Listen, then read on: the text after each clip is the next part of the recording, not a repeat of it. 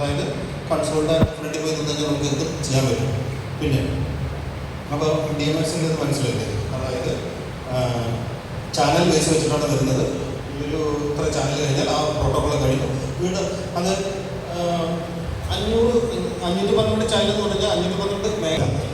നമ്മൾ പണ്ട് ചെയ്തൊരു സംഭവം എന്ന് വെച്ചാൽ നമ്മൾ സ്പ്ലിറ്റർ ഉപയോഗിക്കാറില്ല.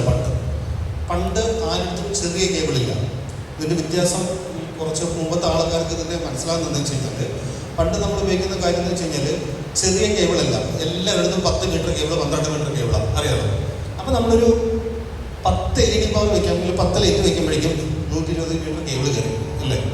അപ്പോൾ ചെറിയ കേബിൾ കൊണ്ട് അധികം ആരുടെടുത്തില്ല, എല്ലാവരുടെ അടുത്തും 10 മീറ്റർ 15 മീറ്റർ. സ്പ്ലിറ്ററും ഇല്ല, അന്നത്തെ കാര്യത്തിൽ സ്പ്ലിറ്ററും ഇല്ല. അപ്പോൾ ഇപ്പോൾ സ്പ്ലിറ്റർ വരുന്ന കാര്യം എന്ന് വെച്ച് കഴിഞ്ഞാൽ സ്പ്ലിറ്റർ വളരെ അത്യാവശ്യമാണ്. നമ്മൾ ഏത് പരിപാടിക്ക് പോകുമ്പോഴും ആദ്യം വാങ്ങിക്കേണ്ട കാര്യം സ്പ്ലിറ്ററാണ്. നമ്മൾ ലൈറ്റ് മിക്സർ എടുക്കണോ എന്തെടുക്കും, അതിന് മുമ്പ് ആദ്യം ചെയ്ത് നമ്മൾ പർച്ചേസ് ചെയ്യുന്ന സമയത്ത് ആദ്യം ഒരു സ്പ്ലിറ്റർ വാങ്ങിക്കുക. സ്പ്ലിറ്റർ വാങ്ങിക്കുന്നത് നമ്മുടെ സേഫ്റ്റിയാണ്. സേഫ്റ്റി എന്ന് പറഞ്ഞാൽ നമ്മുടെ ലൈറ്റിനും എല്ലാത്തിനും ഒരു ഇതാണ്.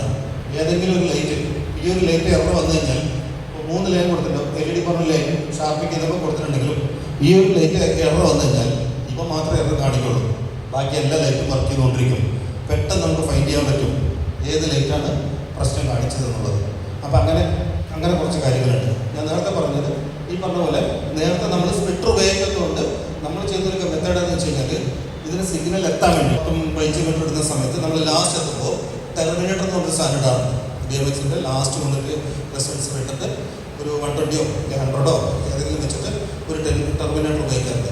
ഈ ടെർമിനേറ്റർ സംവിധാനങ്ങളൊക്കെ ഇപ്പോൾ സ്പ്ലിറ്ററിൻ്റെ ഉള്ളിലേക്കായിട്ടാണ് വരുന്നത്. അതാണ് ഇപ്പോൾ നമുക്കിതൊന്നും അറിയാത്തത്. നമ്മൾ കൊടുത്തു കഴിഞ്ഞാൽ ഓട്ടോമാറ്റിക്കായിട്ട് ലോങ് എത്തും. എന്തുകൊണ്ട് ഓൾറെഡി ഇൻക്ലൂഡിങ് ഈ സ്പ്ലിറ്ററിനകത്ത് ഉണ്ടാവും. അപ്പോൾ അതുകൊണ്ട് നമുക്ക് പ്രശ്നങ്ങളില്ല. അങ്ങനെ ഒരു സാധനം കാണിച്ചു തരാം.